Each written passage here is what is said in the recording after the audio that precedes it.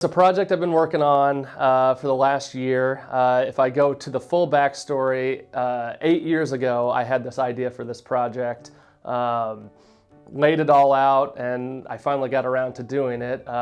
What interests me about this project was a lot of teams use old logos. They rather bring them back or they've always had their original logo. And the whole idea behind the project was when somebody looks at that logo, what perceptions do they hold in their mind when they look at that logo? What makes it retro? And so the point of the presentation and the project is to build a measurement scale that measures basically the retroness of a team's primary or secondary logo or special logo. So basically we worked with NBA fans. They looked at every logo in the NBA. They rated it on a scale of 1 to 7 from modern to retro. And then for all the ones that they rated a 6 or a 7 retro, they had to explain to us, why do you rate that as retro? So that led to about 1,300 responses. We went through all of them. We categorized them. That was the basis for building the measurement scale. We created items off of that. We sent those items in that survey to a couple of different samples, and what we were looking to do was, how can we categorize those different items into different dimensions?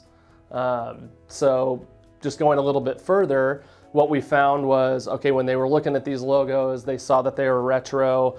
One of the things was, this logo is classic, it's timeless, it's original, it's very recognizable.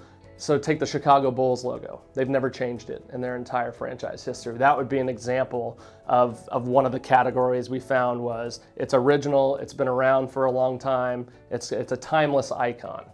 Another set of perceptions that they had was basically, this logo reminds me of a former era, a former player, a former team.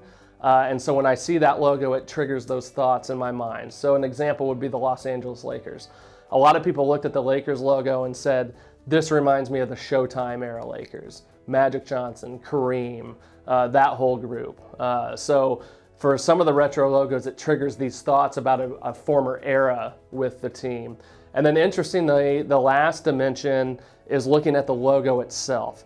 It looks outdated. It looks basic. It looks cartoonish. It looks like it was made in a different time period with inferior technology. So that was the other one, is just the design of the logo itself has this look to it that just looks old and outdated. So like an example would be the Boston Celtics logo. A lot of people looked at that and just said, it looks crude, it looks basic, it looks outdated. So the whole point of doing this is all of these teams, and I'm talking minor league, professional teams, college teams, they're rather bringing back old logos, they're creating new logos that they want to look retro, or teams are saying, we're going back to our roots with this logo. So like the Minnesota Timberwolves did a recent primary logo update, and they were saying, we're going back to that 1990s era logo. We want that look, we want that aesthetic.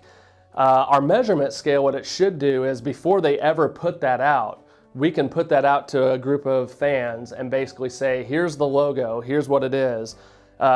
Do you hold these retro perceptions towards it? And if you do, does it hit one more dimension than another? Is it the look of the logo itself that makes it retro? Is it triggering, thoughts about old players, that type of thing?